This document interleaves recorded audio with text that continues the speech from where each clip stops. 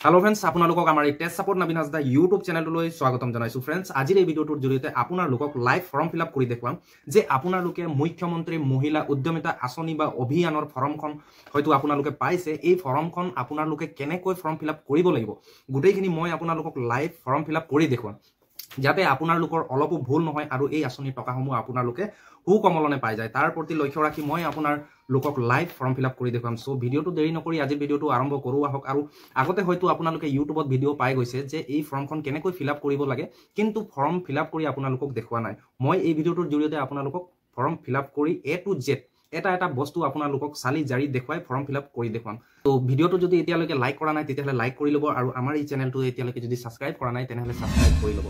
So friends দেৰি নকৰি ভিডিওটো আৰম্ভ কৰো আহক।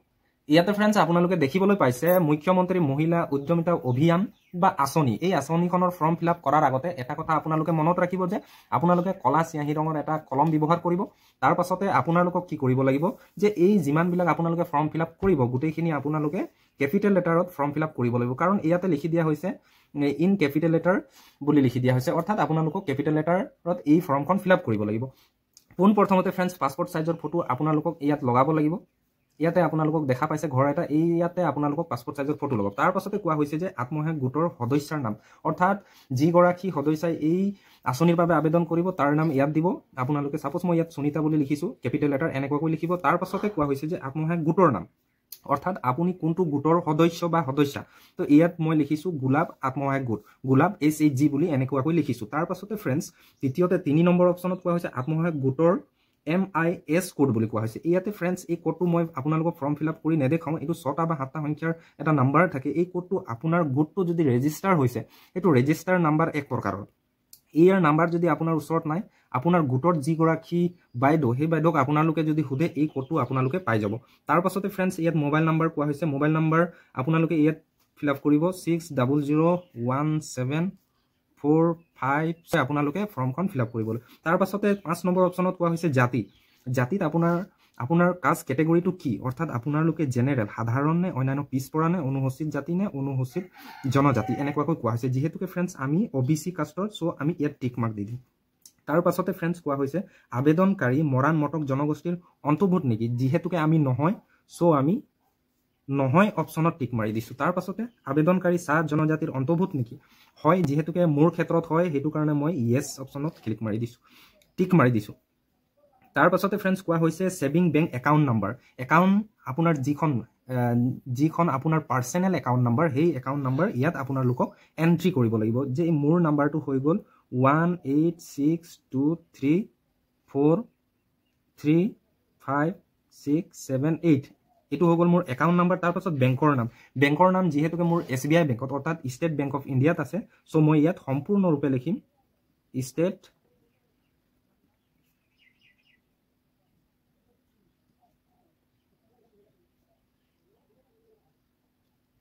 ষ্টেট বেংক অফ ইণ্ডিয়া এনেকুৱাকৈ সম্পূৰ্ণকৈ লিখিম। তাৰ পাছতে শাখা, ইয়াত শাখা কোনটো ব্ৰাঞ্চত আপোনাৰ একাউণ্ট আছে। সো আমাৰ টিংখাং আছে, সো মই টিংখাং বুলি লিখিছো এনেকুৱাকৈ ভৰাব। তাৰ পাছতে IFSC কোড, যেহেতুকে IFSC কোড আপোনালোকে হয়তো গম পাই চাগে কি বস্তু এইটো। আপোনাৰ একাউণ্টত এই IFSC কোডটো থাকিব, তাত চাই আপোনালোকে এইটো ভৰাই দিব। ইয়াতে SBIN00327853, যেহেতুকে মোৰ কোড এইটো মই এইটো এন্টাৰ কৰি। তাৰ পাছতে फ्रेंड्स আপোনাৰ গাঁওটো কি, যেহেতুকে আমাৰ কৰংগানি সো মই কৰংগানি বুলি এইটো ফৰ্ম ফিলআপ কৰি দিছো কৰংগানি। এনেকুৱাকৈ ফৰ্মটো মই ফিলআপ কৰি আপোনালোকক এতিয়া দেখুৱাই আছো। সো আপোনালোকে ভিডিওটো স্কিপ নকৰাকৈ চাব, নহলে আপোনাৰ এই ফৰ্মখন ভুল হৈ গলে আপোনালোকে এই আঁচনিৰ টকা লাভ কৰিব নোৱাৰিব। তাৰ পাছতে फ्रेंड्स আপোনাৰ যিখন দ্বিতীয় অৰ্থাৎ বেক পিঠিত যিখন ফৰ্ম ফিলআপ কৰিবলগীয়া আছে, ইয়াতে আপোনালোকে দেখা পাইছে গাঁও পঞ্চায়ত, গাঁও পৰিষদ বা আপোনাৰ যি গাঁও উন্নয়ন সমিতি। যেহেতুকে ইয়াত গাঁও পঞ্চায়তত লিখিব পাৰিব আমাৰ হলগুৰি টিপমিয়া, সো মই ইয়াত টিপমিয়া বুলি লিখি দিছো এনেকুৱাকৈ ক্যাপিটেল লেটাৰৰ টিপমিয়া লিখি দিছো। তাৰ পাছতে কোৱা হৈছে যে ইউনিয়ন খণ্ড, অৰ্থাৎ আপোনাৰ ব্লকৰ নেম, যেহেতুকে আমাৰ টিংখং মই সো টিংখং লিখি দিছো।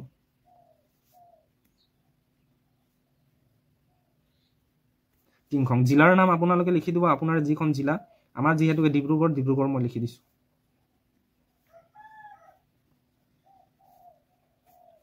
ডিব্ৰুগড়। তাৰ পাছতে কোৱা হৈছে বিধানসভা সমষ্টিৰ নাম, যিহেতুকে সমষ্টিৰ আপোনাৰ নাম হৈ গ'ল টিংখাও, আপোনাৰ লোকৰ নহয়, আমাৰ যিহেতুকে টিংখাও, আপোনাৰ লোকৰ সমষ্টিটো কি আপোনালোকে ইয়াত এন্ট্ৰি কৰিব।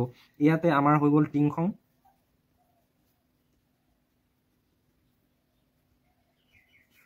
তাৰ পাছতে ইয়াত কোৱা হৈছে আপোনালোকক ইপিক নাম্বাৰ, অৰ্থাৎ আপোনাৰ যদি ভোটাৰ কাৰ্ড আছে সেই ভোটাৰ কাৰ্ডত যি নাম্বাৰ, ভোটাৰ কাৰ্ডখনৰ যি নাম্বাৰ সেইখনেই হ'ল আপোনাৰ ইপিক নাম্বাৰ। সেই ইপিক নাম্বাৰটো আপোনালোকে ইয়াত এন্ট্ৰি কৰি দিব।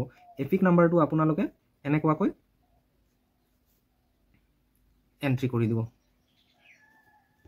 16 নম্বৰ চিট কোৱা হৈছে ভোট গ্ৰহণ কেন্দ্ৰৰ নাম, অৰ্থাৎ আপোনালোকে য'ত ভোট দিয়ে, ইলেকশ্যনৰ টাইমত আপোনালোকে ভোট ক'ত দিয়ে তাৰ এইটো পলি, য'ত আপোনালোকে ভোট দিয়ে তাৰ, যিহেতুকে আমাৰ LP স্কুল কৰংগানী LP স্কুল, চ' মই ইয়াত কৰংগানী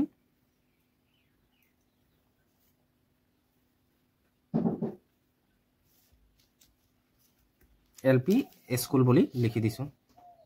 তাৰ পাছতে ফ্ৰেণ্ডছ আপোনালোকক কোৱা হৈছে ভোট গ্ৰহণ কেন্দ্ৰৰ নং, অৰ্থাৎ আপোনাৰ কেন্দ্ৰখনৰ নাম্বাৰ কিমান, এইটো আপোনালোকে আপোনাৰ যিখন ভোটাৰ লিষ্ট সেই ভোটাৰ লিষ্টখনত আপোনালোকে ভোট গ্ৰহণ কেন্দ্ৰৰ নাম্বাৰটো আপোনালোকে পাই যাব।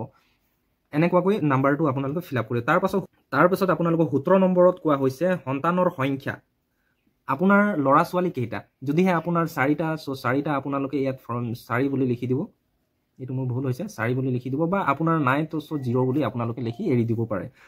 তাৰপিছতে ফ্ৰেণ্ডছ 18 নম্বৰত কোৱা হৈছে বিদ্যালয়লৈ যোৱা 3 পৰা 14 বছৰ বয়সৰ কন্যা সন্তানৰ সংখ্যা, অৰ্থাৎ আপোনাৰ যদি ছোৱালী আছে যাৰ বয়স 3 পৰা 14 বছৰ ভিতৰত আৰু কেইটা আছে তাকে, আপোনালোকৰ যদি 2টা ছোৱালী আছে চ' 2 বুলি আপোনালোকে লিখি এৰি দিব পাৰে।